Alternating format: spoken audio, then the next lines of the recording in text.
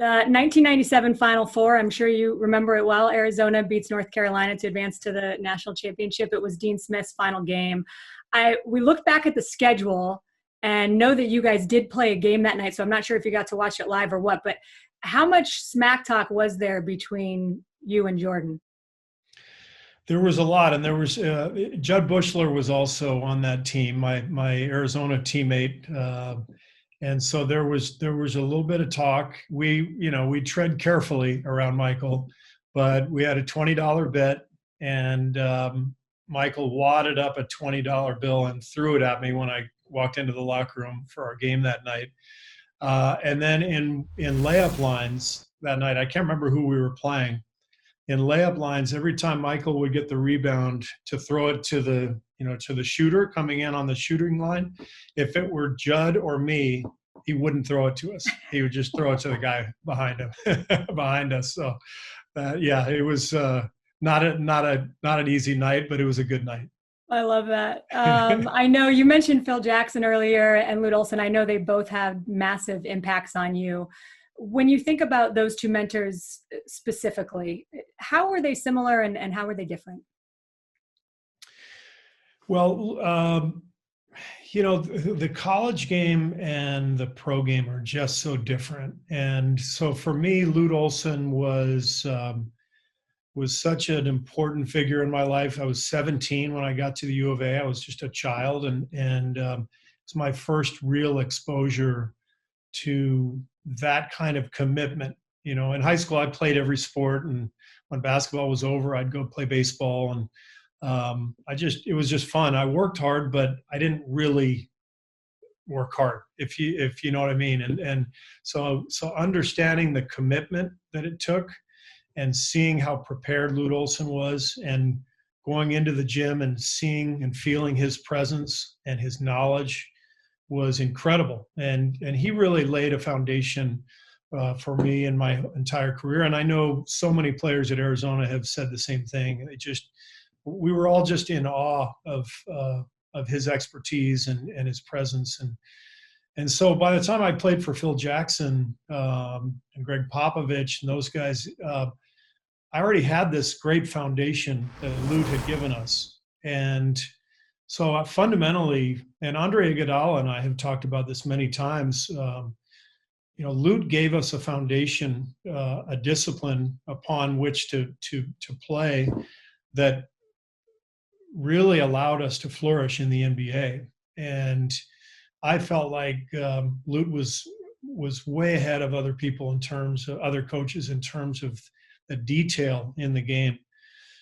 And then to sort of play for Pop and to play for Phil and to feel their presence and to see their brilliance firsthand, the way they connected with players, just the psychological hold they could have over an entire group of people was just fascinating. And so I've been blessed. I mean, I've played for all these Hall of Fame coaches, and it all really helped to prepare me to coach myself. Yeah, I mean, so to that point, you've been around the best coaches in the game. You've also been around the best actual talent in the world. The nuance between playing with a legendary superstar like, an MJ, Pippen, Duncan, and then coaching superstars like Kevin Durant and Steph Curry. I know you've probably been asked about this before, but what is the difference? Well, I think what was beneficial for me is having played with superstars, I could at least relate to what Kevin Durant or Steph Curry was going through when I would see them going through it. I really can connect better with the guys on the bench because that's what I was as a player. I was a 7th, 8th man, maybe an 11th man on a lot of teams I was playing for. So I always have a soft spot for the reserve guys. But I watched carefully to see what Michael and Tim and Scotty and Dennis and all those guys went through as superstars. And it helps me to coach the stars that I coach today. Think about Steph Curry, and we talk about people using their platform. And I've just been really impressed with the way that he is using his platform and his voice to inform people about what's going on right now with COVID-19. He did an awesome interview with Dr. Fauci a couple weeks ago.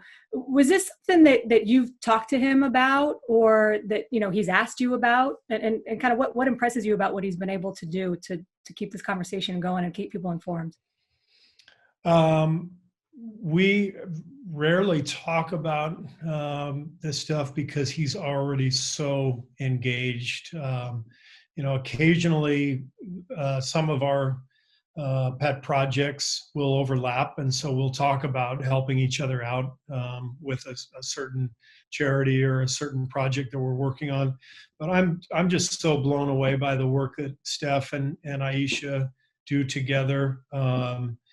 And it's one of the blessings of social media. I think there are some curses, just feeling that judgment and criticism that comes at the players every day. But the platform that it provides for them too has led to so many creative outlets that our guys and plenty of professional athletes are utilizing to connect with the world and raise awareness and dollars. And it's really amazing. And Steph seems to be at the forefront of all that. He's aware of his power, and he uses that power for good. And it's really inspiring to see. Have you learned anything about yourself in the last 6 or 7 weeks? I think the biggest thing that I've learned is that the concept of time has completely changed. I don't know if you're feeling the same way. But I'm used to being on this schedule where I get up at a certain time, and this is practice, and then we go do this and that, and now it's like time has no meaning, and I'm still staying busy. I'm doing things during the day, but there's a lot of stuff that we do in normal life, and when there's no pandemic, that's kind of useless. That's kind of BS. Like, we're checking boxes all the time. And so I think one of the things I've learned is that it would be really nice to just shut down everything once in a while and just have more family dinners, because that's way more productive than checking off the boxes of your daily schedule in a lot of ways. I couldn't agree more. That's perfectly said. I know you've been generous with your time, and I want to let you go, but to your point about being able to kind of shut things down and to be able to embrace the time with your family, do you think that when all is said and done, and who knows when we're going to come out of this and when things are going to be quote unquote normal again, it's anyone's guess, but do you think that we will have ultimately changed for the better whenever that happens? I hope so. It's so hard to say that. I do think that we are seeing some incredible acts of generosity and kindness all over the world. It's really inspiring to see people helping others.